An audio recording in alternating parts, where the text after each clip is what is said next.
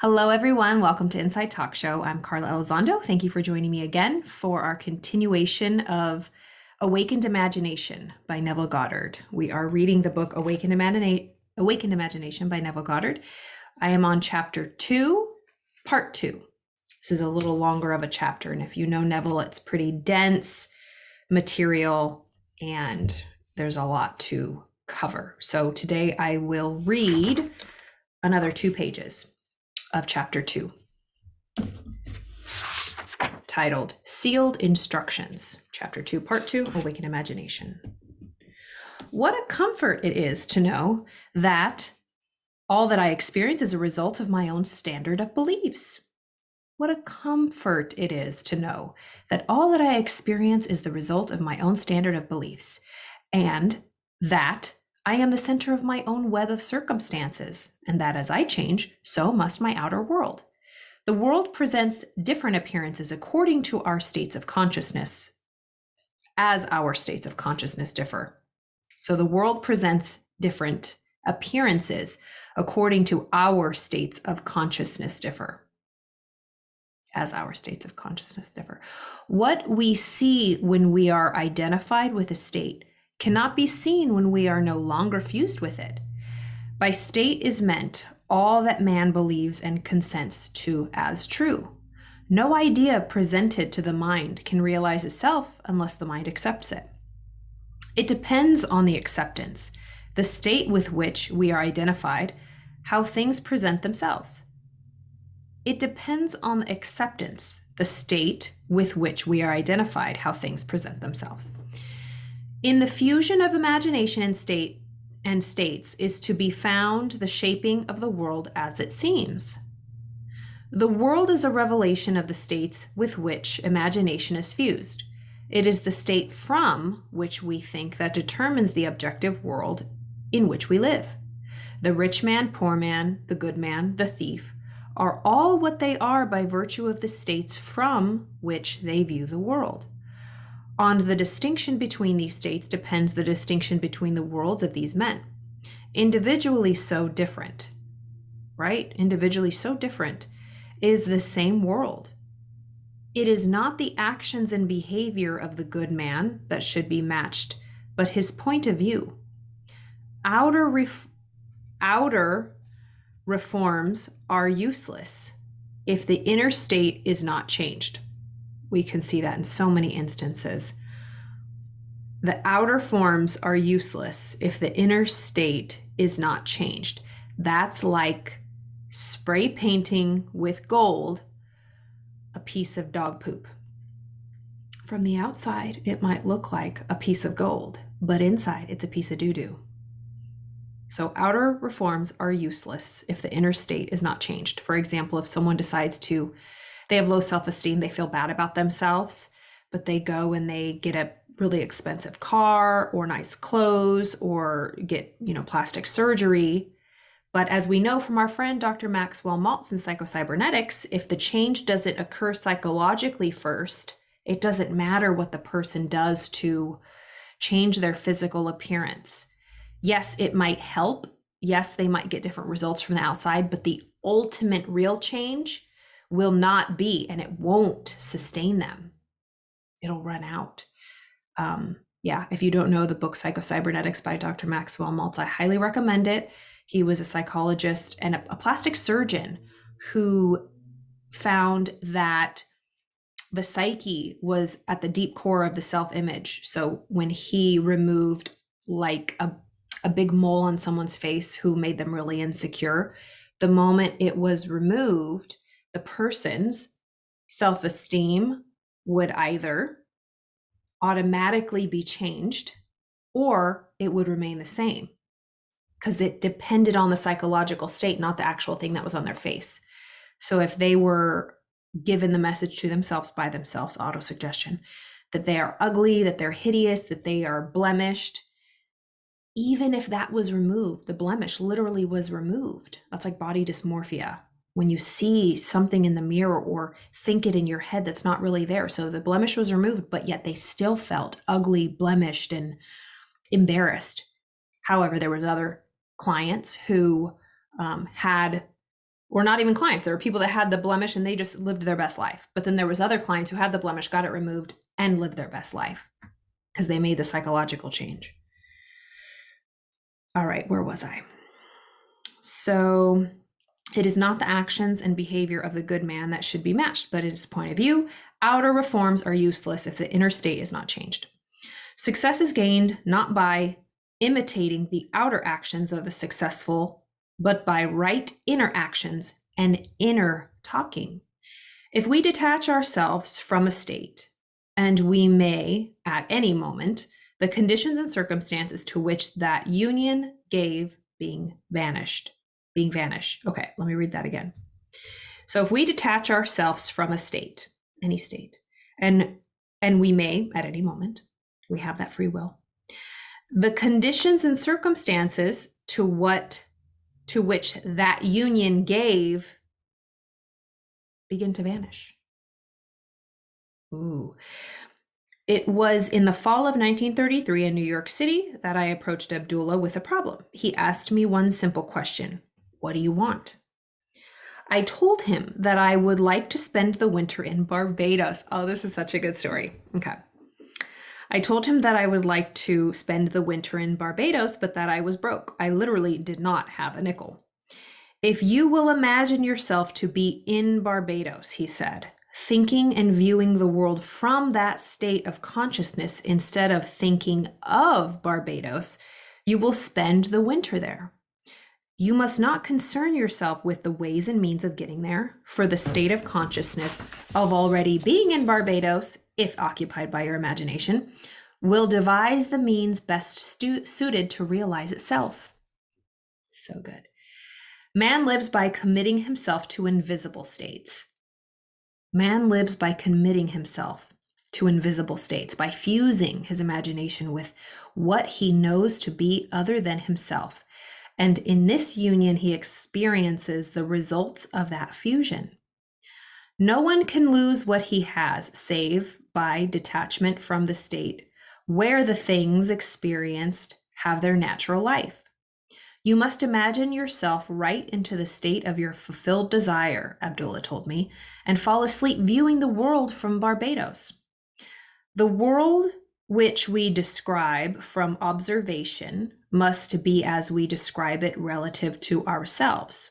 Okay, let me read that again. The world which we describe from observation must be as we describe it relative to ourselves. Our imagination connects us with the state desired. Our imagination connects us with the state desired. But we must use imagination masterfully, not as an onlooker thinking of the end, but as a partaker thinking from the end. Don't make me bust out my award-winning pictures. Remember, he's saying so this is to Neville, Barbados. He was thinking of Barbados, frustrated. I want to go to Barbados. It's in front of me. But if he stays in that thinking of it, thinking of the desire, whatever your desire is, your dream, your goal, if you just think of it, it's always out in front of you. And when you continue to move forward, it continues to move forward, always in front of you, always in the future. When you think of a thing, he's saying we must think from it. We're already there. It's in our hand. Psychologically, this is what we must be, because then outside will be this. Because if psychologically we're here, physically we will always be here. He's already in Barbados. I already have my goal. He's not thinking of Barbados. I'm not thinking of my goal. He is in Barbados and I have my goal. Boom. You as well. I love this. All right. So you must imagine yourself right into the state of your fulfilled desire. All right. Our imagination connects us with the state desired, but we must use imagination masterfully. We must actually be there in imagination. Okay. We have to use imagination masterfully, not as an onlooker thinking of the end, but as a partaker thinking from the end. We must actually be there in imagination. If we do this, our subjective, that inner subjective experience will be realized objectively. It will come to pass in the outside objective world. This is not mere fancy, he said, but a truth you can prove by experience. His appeal to enter into the wish fulfilled was the secret of thinking from the end. Every state is already there as a mere possibility, as long as you think of it, but is overpoweringly real when you think from it. So every state is already there as just mere possibility, as long as you think of it. It's always a possibility in the future, but it is overpoweringly real when you think from it. Thinking from the end is the way of Christ. I began right there and then, fixing my thoughts beyond the limits of sense, beyond the aspects to which my present state gave being, toward the feeling of already being in Barbados and viewing the world from that standpoint. He emphasized the importance of the state from which man views the world as he falls asleep. All prophets claim that the voice of God is chiefly heard by man in dreams. In a dream, in a vision of the night, when deep sleep falleth upon men, in slumbering upon the bed, then he openeth the ears of men and saith their instruction. Ooh. That night, and for several nights thereafter, I fell asleep in the assumption that I was in my father's house in Barbados. Within a month, I received a letter from my brother saying that he had a strong desire to have the family together at Christmas and asking me to use the enclosed steamship ticket for Barbados. I sailed 2 days after I received my brother's letter and spent a wonderful winter in Barbados. This experience has convinced me that man can be anything he pleases if he will make the conception habitual and think from the end. It has also shown me that I can no longer excuse myself by placing the blame on the world of external things, that my good and my evil have no dependency except from myself, that it depends on the state from which I view the world, how things present themselves. Man, who is free in his choice, acts from conceptions which he freely, though not always wisely, chooses. All conceivable states are awaiting our choice and occupancy, but no amount of rationalization will of itself yield us the state of consciousness which is the only thing worth having. So we're free. A person is free in our choice to act from conceptions which we freely, though not always wisely, choose. All conceivable states are awaiting our choice and occupancy, but no amount of rationalizing of itself will bring forth the state of consciousness, which really it's the only thing worth having.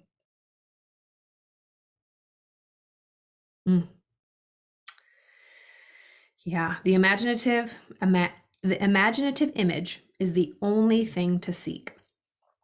When we talk about, or when Neville talks about creation is finished, everything that is ever going to be, has ever been, is right now, has always been here. There's nothing new under the sun. I'm sure you've heard that phrase. And I'm sure you've experienced having a really great idea or an epiphany just to realize someone else has already had it. And that at first to me was frustrating. Well, what is the point? We are just vessels.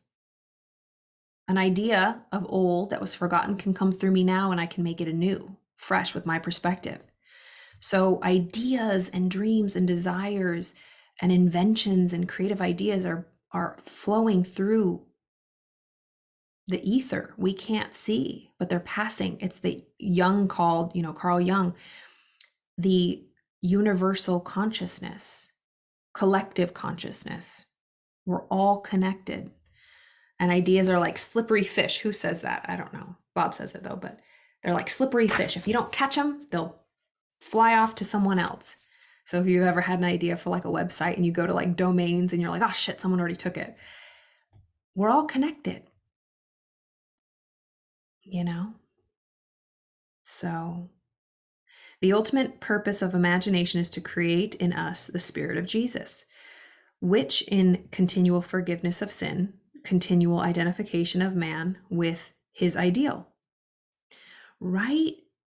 Because what he's saying is, that the Christ consciousness, Jesus Christ, was the perfect representation of what God was, a clean vessel, super forgiving, super in the moment, and super able to use his imagination to heal and produce miracles to us. But he was saying, look, y'all, if you tap into this power within you, the God power that is in me and within you, you can do anything you want.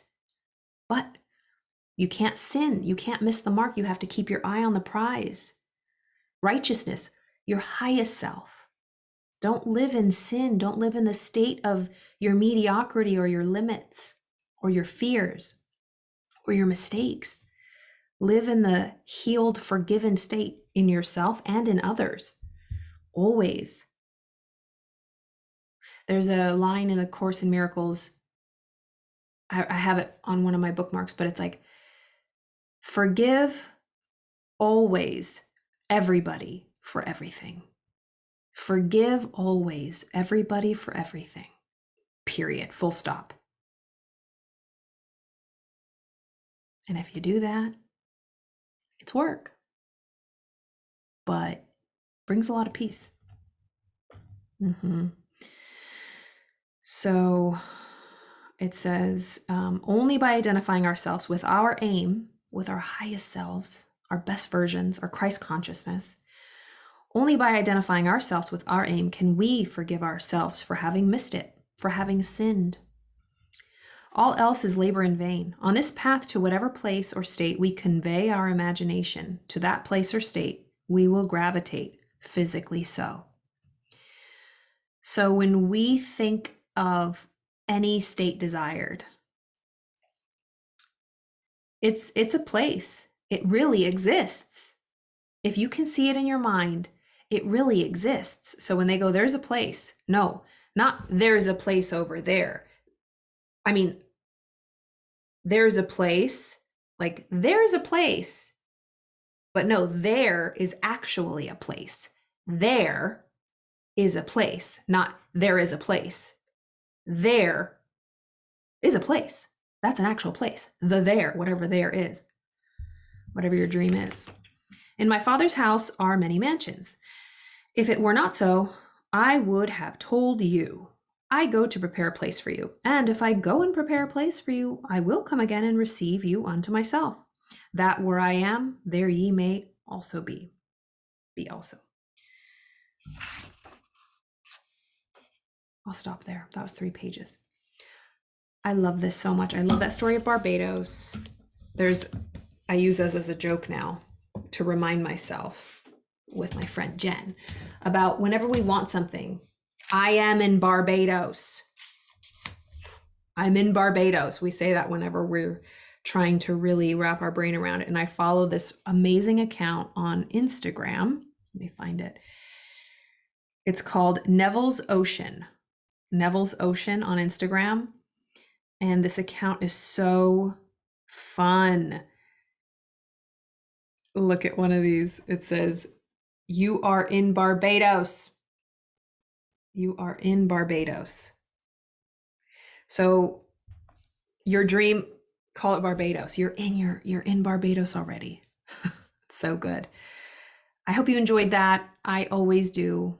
We'll continue with chapter 2, part 3 tomorrow. There's a couple more pages left. Let me see. 1, 2, 3 pages left. Perfect.